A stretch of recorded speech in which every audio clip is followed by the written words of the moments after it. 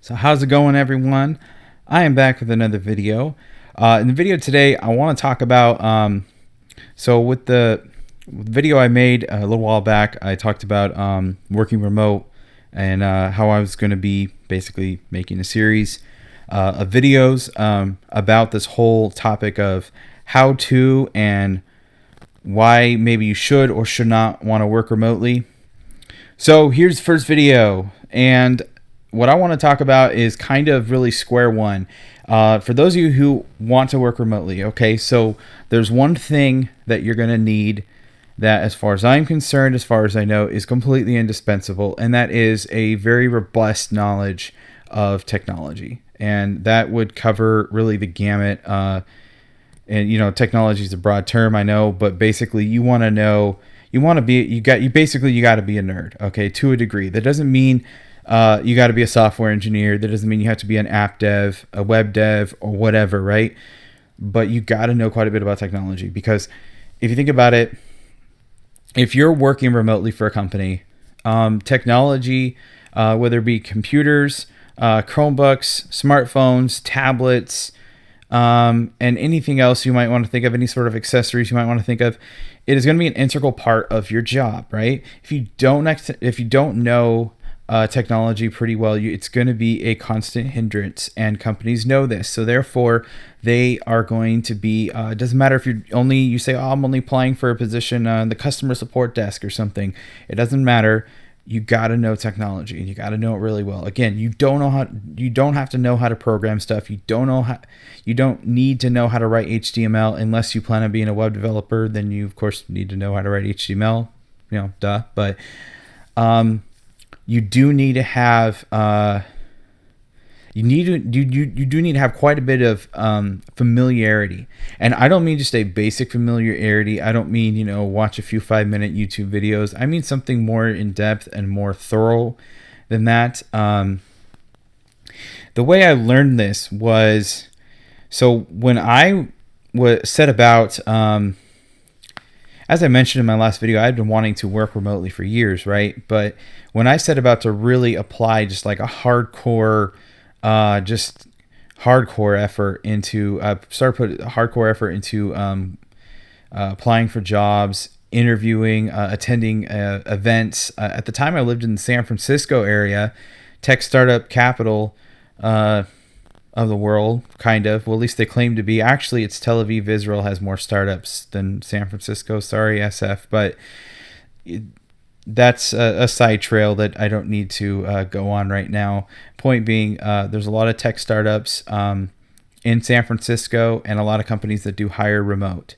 So I lived in the area. I was attending events, networking events, for instance, trade events, things like that, in addition to applying for jobs and interviewing and so on and so forth. One of the things I learned very quickly was that even though I had good experience for these jobs I was applying for, I wasn't able to demonstrate a thorough knowledge of technology, even though I had a thorough knowledge. I've basically been a nerd since day one. I have a very thorough knowledge of technology, really quite a bit more than the average person. And I don't think that's prideful to say that, because it is in fact true. But I didn't have that knowledge in a way where basically I can demonstrate it, as far as saying, okay, look, I have this certificate over here, or I have this certification over here, things of that sort. I had knowledge that I had acquired basically self-taught on my own, and it's really hard to put that kind of thing on a resume. So one of the best things I ever did with my job search was I went online to edX. It's a website that provides what are called MOOC courses. Just Google that term later, maybe. But they provide these things called MOOC courses. There is a course on there by Harvard University, and I'm going to see if I can find this. Aha, here it is. All right, I highly recommend this course to you, and I'm not being sponsored to promote this or anything. Just want to throw that out there, because so many guys promote BS stuff because they're getting paid to do it, basically. Harvard has no knowledge of me promoting their course on edX. Neither does edX have knowledge of me promoting Harvard's course on edX. Okay, so just I'm going to put a link to this course, but basically, let's see, is that readable? Hopefully. Just in case, it is CS50 Understanding Technology. Again, Harvard University, Dr. David Mallon, I believe, did this one. Sorry, Harvard, if I'm wrong on that, but I think it was Dr. Mallon. Excellent course, though. My gosh. I mean, just an amazing rundown of the different, of just basically anything that has to do with digital technology, end to end. A pretty good rundown, and it's not a particularly short thing. Last time I checked, there were at least 10 hours just in the lectures on this course. But I highly recommend that you do it. If not, find something else. You can find other courses on edX. UC Berkeley has a very good one about computer science and data science. That one's more involved as far as like if you wanted to go the direction of coding or data science for that matter. But the Understanding Technology course from Harvard, I think, did the best job of really providing a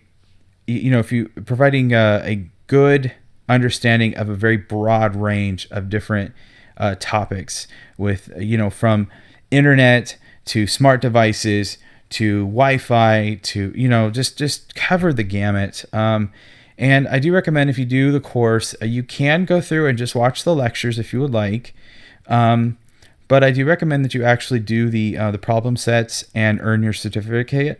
That will make your resume look a lot better when you do go to apply to these remote positions. Not that that's the only certificate necessarily you might want to have on your resume, but that one certificate will go a long ways. And how do I know? Very simple. I turned a lot of heads when I went through, did the course, and I started telling I was able to tell interviewers and different people that, hey, by the way, I did this course from Harvard University. Holy cow, that started really turning some heads, whereas before I wasn't getting as much notice. I mentioned in my last video, I had sent over 1,500 job applications. I only had about 10 or 12 interviews from those 1,500 job applications, which in my experience, and for me, now some people might look at that and say, well, that's fine. You did fine. You had a good response. Me personally, I usually get a lot more response for me, myself, my experience, I've gotten much more response than that to job applications. So what really started changing that though is when I did this course, when I was able to put that down that, okay, you know what, I did this course on technology from Harvard University, and like I said, that really started making a difference. So whether you do that course or whether you do something else entirely is fine. It's fine either way. But I cannot recommend it enough. You have to know technology. You have to know how these things work. You don't have to be a developer. You don't have to be a software engineer. You might be a software engineer because a lot of remote positions are software engineer positions. Just an FYI. But you don't have to do that. There's a lot of operations related positions, HR, customer support. There's a lot of things that aren't software engineers, but you're still gonna want to know how this stuff works. And on the practical sense, for you yourself, as someone who is a remote worker or you're aspiring to be a remote worker, if you don't have a solid knowledge of just tech, basically, then you're going to be hindered and you're going to be inefficient every step of the way